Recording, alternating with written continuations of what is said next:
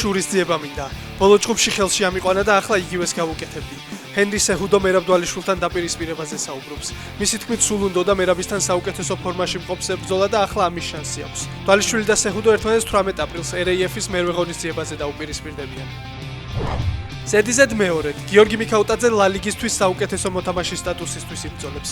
ქართველი უკვე გახდა ესპანეთის ჩემპიონატისთვის საუკეთესო მოთამაშე იანვარში, ლიგამ კი ის თებერვლის საუკეთესო საბეღლშიც დაასახელა. მიქაუტაძემ თებერვალში 5 მატჩში მიიღო მონაწილეობა, 3 გოლი გაიტანა და 1 საგოლე პასი შეასრულა. საქართველოს საკალათბურთო ნაკრები FIBA-ს რეიტინგში დაწინაურდა. დანიასთან მოპოვებული გამარჯვებების წყალობით ქართველმა კალათბურთელებმა 5 საფეხურით წაიწიეს წინ და 23 ადგილი დაიკავეს. მიმდინარე წლის თებერვალ მარტში საქართველოს მსოფლიო ჩემპიონატის საკვალიფიკაციო ეტაპის ფარგლებში დანიას ორჯერ ეთამაშა და ორივეჯერ დაამარცხა. რეიტინგში პირველ ადგილზე თურქეთი, მეორეზე პოლონეთი, მესამეზე კი ესპანეთია. დიდხნიანი პაუზის შემდეგ გოგა ბითაძე პარკეტს დაუბრუნდა.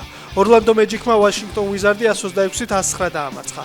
ქართულმა კალათბურთელმა თამაში 21 წუთი გაატარა. ამ დროის განმავლობაში კი 9 ქულა, 6 მოხსნა, 2 შედეგიანი გადაცემა და 1 დაფარება დააგროვა.